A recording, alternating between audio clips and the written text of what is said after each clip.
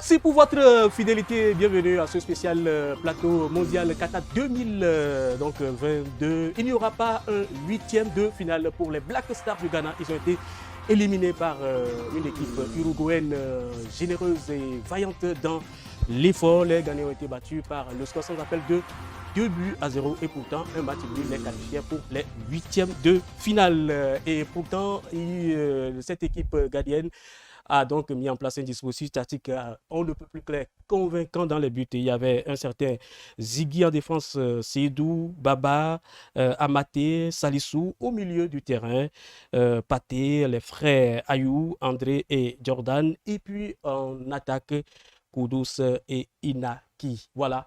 Malgré ce dispositif mis en place, le Ghana a perdu devant donc son pire ennemi de tous les temps, l'Uruguay, parce qu'on se rappelle déjà en 2010, en test sud-africaine, ces Ghanéens ont également perdu en quart de finale.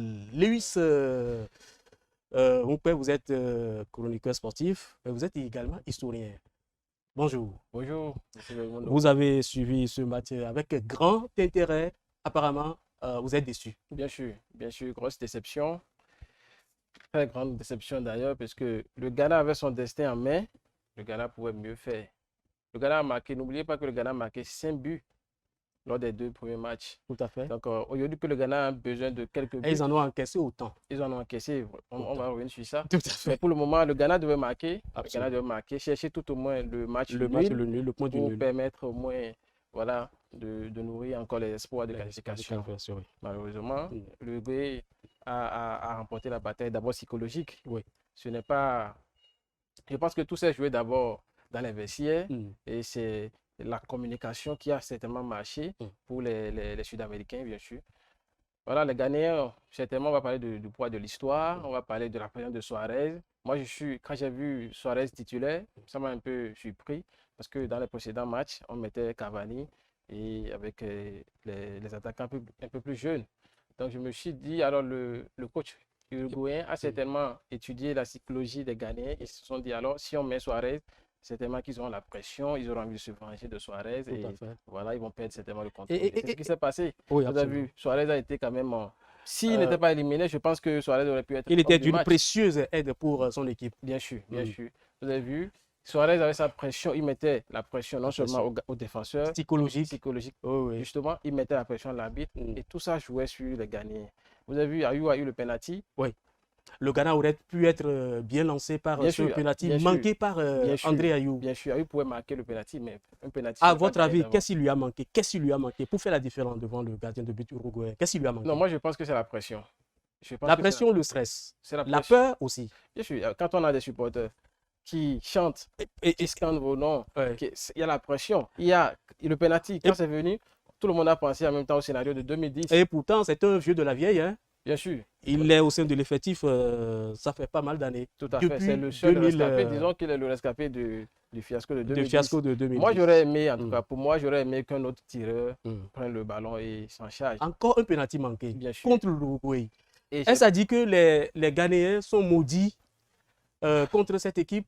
On ne peut pas parler de malédiction. Je pense que ça, ce n'est pas la première fois que ça arrive. Et j'ai peur pour les prochaines édition de Coupe du Monde. Tant qu'on aura Ghana, Uruguay, on aura toujours ce genre de... Sur les réseaux sociaux, les internautes sont moins tendres envers donc, cette équipe ghanéenne. Il y a un, par exemple, qui a dit que les Ghanéens sont dans la sauce. Et oui, les Ghanéens sont dans la sauce. Un autre a enchaîné en disant que le gardien Ziggy est un trou. Non, mais Ziggy a encaissé beaucoup. Vous retrouvez à travers cette critique? Ziggy a encaissé beaucoup de buts. Il faut quand même rappeler que Ziggy est à sa première Coupe du Monde. Tout à fait. Il y a la pression. Est-ce qu'on va accuser Ziggy? Je pense qu'il faut accuser la défense peut-être. Oui. Parce que le Ghana a évolué avec une défense. Quand même, il y a de très grands défenseurs au Ghana. Mais je n'ai pas compris comment il n'y a pas eu de sérénité.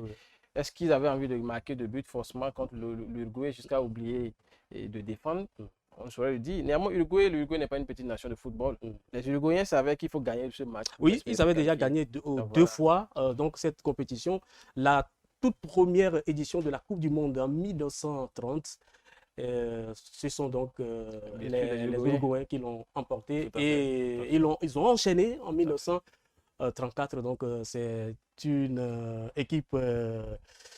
C'est une équipe qui a une monture assez remarquable. Bien sûr. Donc, ce n'est pas une petite équipe. Ils sont habitués. Ils ont la tradition, ils sont habitués à la... Exactement. Ils adorent les grands matchs. Absolument. Les grands matchs. Est-ce que le poids de l'histoire a pesé sur le Ghana ce soir? C'est ça, il disait tout de suite, le poids de l'histoire a pesé sur le Ghana. La présence de Suarez a mis la pression. Et du coup, moi j'ai dit, si on met Suarez titulaire, alors on met la pression aux Ghanéens. Parce qu'on aura envie de se venger. Qui aime Suarez au Ghana aujourd'hui? Personne. Donc, quand on met qui aime Suarez en Afrique? Personne. Et au Bénin particulièrement. Peut-être les Barcelonais. Parce que les Béninois sont dessus ce soir. Les Barcelonais adorent Suarez. Alors, est-ce que le jeu ghanéen n'est pas un peu décousu? Ils sont un peu... Est-ce que ce n'est pas un jeu trop brouillon? Non, pas pour trop, aller chercher... Pas trop brouillon. Moi, je pense juste qu'à force de mettre un attaquant de pointe comme William vient juste de connaître l'effectif ghanéen. Donc, je pense qu'on aurait pu aller avec deux attaquants de pointe. Deux attaquants de pointe, c'est-à-dire on peut aller avec le frère Ayou, Jordan, je ne sais pas de Jordan. On peut aller avec Jordan et William, bien sûr. Essayer de mettre la pression et ça va marcher. Bon, après, les Uruguayens avaient envie de marquer et ils ont su marquer. Voilà. Le Ghana n'a pas été efficace devant les buts. Dans ce groupe H, c'est le Portugal qui est en tête, suivi de la Corée du Sud. Les deux adversaires de ce soir, Ghana et Uruguay, ont donc pris la porte.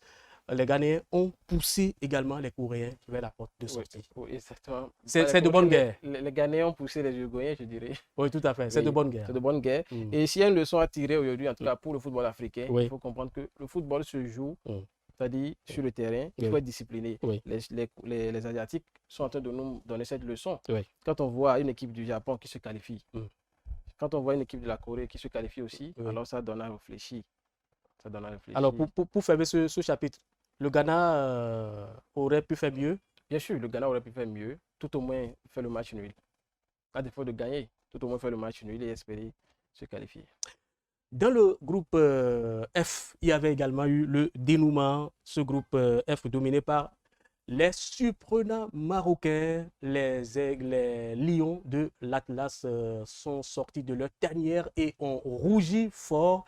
Ils ont enregistré un match nul et 2 victoires. Ça fait un capital de 7 points. Ils sont solides premiers, suivis donc de la Croatie, vice-championne du monde. Alors, le Maroc, quelle équipe, quelle surprise. Lewis. On tire notre chapeau au Maroc. Oui. Le Maroc a joué de très beau football. Dirigé par un entraîneur local. Bien sûr, par un entraîneur local, bien sûr. Mais je pense quand même que le Maroc, c'est une suite logique. Depuis Hervé Renard, depuis Vaïd et avec l'entraîneur que nous avons actuellement. Je pense que les Marocains ont su, en tout cas, s'organiser, ont su mettre les moyens pour avoir une équipe en forme. Voilà. Et ça fait longtemps que le Maroc ne s'est pas qualifié. Je pense que si j'ai bien mémoire, 36 ans. Oui, depuis 36 ans. Voilà, depuis donc, 36 ans. Voilà. Depuis la Coupe du Monde de 1986. En terre mexicaine. Nous avons de la mémoire. Voilà, vous êtes historien, moi-même je suis historien. Donc vous voyez que c'est le Maroc fait honneur à l'Afrique. Le Maroc fait honneur à l'Afrique. Et le Maroc joue très bien. Très bien. Quand on a un certain Vaïd, je dis Vaïd et Boufal, je veux dire, Boufal à gauche, et vous avez Hakim Ziyech, Hakimi, qui était même l'homme du match. Bien sûr, bien sûr. Donc vous voyez, ces trois-là sont super bons. Il y a aussi Bono, le gardien qui est à Séville. Donc le Maroc a en tout cas l'effectif pour aller encore plus loin. Est-ce que le Maroc ira plus loin? Je pense qu'ils vont croiser l'Espagne. Oui, le Maroc joue l'Espagne. Le Maroc qui fait frontière à l'Espagne, vous savez, c'est un classique. Quand les Marocains affrontent les Espagnols, ils ont envie de prouver qu'ils sont toujours là, qu'ils peuvent gagner. Et je pense que le Maroc peut gagner l'Espagne. Tout à fait. Je pense bien. Vous pensez bien. Donc, au premier tour, il y avait eu des surprises agréables, mais également des surprises désagréables. La Mannschaft, par exemple, a pris la porte. Oui, la Mannschaft a pris la porte. Bon, ça fait déjà la deuxième fois. C'est une équipe vieillissante? Bien sûr. Est-ce que, bon, on va parler, il y a un effectif de jeunes, il y a aussi les vieux dans l'effectif de la Mannschaft. Mais je pense que la Mannschaft a besoin d'un leader. Un peu comme en 2014, bien sûr. Tout à fait. Oui. Donc aujourd'hui, on a une équipe où, avec un certain Muller est trop vieux. Tout à fait. Il est trop vieux. Il a fait certaines déclarations à l'issue de ce match. Ces déclarations n'ont pas été bien reçues du côté donc, de Barcelone. Bien sûr, bon, tout à fait. Müller est habitué. Et aussi, c'est une manière de mettre la pression à l'adversaire, vous voyez. Donc, malheureusement, pour eux, ça n'a pas marché cette fois-ci. Et ils auraient pu se qualifier si l'Espagne revenait au score ou si l'Espagne gagnait. Tout à fait, tout à fait. Voilà. Donc, le 4 fois champion du monde, cette grande équipe, la Mannschaft de ces années, 4 fois champion du monde, je le rappelle, il faut le rappeler, 1954, 1958, 1990 et récemment en 2014. Donc cette Mannschaft qui aurait pu marcher sur ses adversaires est passée donc à côté donc, de ces sujets. La Belgique aussi. La Belgique Quelle aussi. déception. Grande déception pour la Belgique. Oui. C'est une génération et pourtant, dorée. De Bruyne a dit, le milieu de terrain de cette équipe a dit que voilà, l'équipe belge, elle est trop vieillissante. Oui. Et ça, cette déclaration a créé beaucoup de polémiques au sein de l'effectif. Et je pense que, bon, voilà, ils avaient quand même eu leur chance. Oui. Ils pouvaient tout au moins se qualifier. Oui. Mais il y avait cette pression. Je pense qu'il y a eu manque de cohésion aussi au sein des Diables Rouges de la Belgique. De Bruyne a dit peut-être la vérité qu'il ne fallait pas dire. Vous savez, il y a des déclarations qu'on ne fait pas quand on est en compétition. Voilà. Donc, il y a tout ça qui a mis la pression. Vertonghen qui aurait mal pris les propositions de De Bruyne. Ils ont aussi parlé de Courtois qui n'a pas aussi apprécié les déclarations de De Bruyne. Bon, il y avait beaucoup de polémiques. Tout à fait. Comme ça. Bon, voilà. Tout est à refaire dans cette équipe. Hein. Tout est à refaire dans cette équipe. Alors, on revient encore un peu pas loin de chez nous. Nous allons donc aller du côté donc, de l'Afrique centrale pour parler donc des Lions indomptables du Cameroun qui jouent un match importantissime contre le Brésil, 5 fois champion du monde, mais un Brésil qui est dans une très bonne dynamique, une équipe très homogène et qui est en train de monter, disons-le, en puissance. Alors, à votre avis, Lewis Rumper, vous suivez donc avec beaucoup d'attention cette équipe brésilienne. Brésil, Cameroun, quelle chance pour les Lions indomptables? Il y a une tradition camerounaise qui dit que le Cameroun, c'est le pays des grands événements. Donc, le Cameroun aime quand c'est compliqué. Les grands défis. Bien sûr, ils aiment ces défis. Et d'ailleurs, ils se sont qualifiés dans des conditions vous avez vu la très difficiles. Face à l'Algérie. Les Algériens les ont amenés sur une terre où on ne les bat jamais, Blida. Exactement. Et pourtant, ils ont gagné là-bas. Oui. Voilà. Donc, ça, ce sont les Lions. Face à la Serbie aussi, on a vu. Oui, tout à fait. Après le 3, on se disait que c'est fini, c'est le fiasco, mais ils sont revenus au score. Donc, je pense qu'avec la rotation qui aura certainement lieu au niveau des Brésiliens, les Camerounais auront leur chance, bien sûr. Ils pourront quand même faire l'effort de gagner. Parce que je pense que les Brésiliens n'ont plus, même s'ils perdaient ce match, ils seront toujours qualifiés. Donc, est-ce qu'ils auront envie de prendre des risques, vouloir forcément, coûte que coûte, marquer, gagner, je ne sais pas. Mais je pense que le Cameroun doit jouer son football et faire moins de pression sur les Brésiliens. Mais je dis, le Brésil joue mieux que le Cameroun, nous sommes tous d'accord. Mais les Camerounais doivent être plus efficaces devant les buts. Et j'espère bien que Rigobert Song va nous amener le duo d'attaque Choupo-Moting et Vincent Boubacar. Vincent Boubacar, parce que je pense que ce duo qui a été héroïque contre la Serbie. Tout à fait. Aujourd'hui, si on a encore espoir, c'est grâce à Vincent Boubacar. Oui, parce que s'il ne marquait pas cette louche, on n'allait pas parler du Cameroun aujourd'hui. Donc, et puisque André Onana défendait son cas, André Onana a été donc écarté du groupe. Bon, ça c'est des rumeurs, on ne sait pas s'il défendait le cas à Boubacar, mais Onana est aujourd'hui parti, il n'est plus là, il a abandonné les Lions. Et on espère quand même que le Cameroun aura les armes nécessaires. Même si la chance des Lions indomptables est mince comme... Très mince. mince comme... voilà. Très mince, parce que... Une feuille de paille. Tout à fait, tout à fait. Néanmoins, on continue de croire. Le Cameroun, c'est une grande nation de football. Un pronostic? Brésil-Cameroun? Bon, je pense quand même à un 2-1 en faveur du Cameroun. C'est votre cœur qui a parlé ou bien c'est votre raison?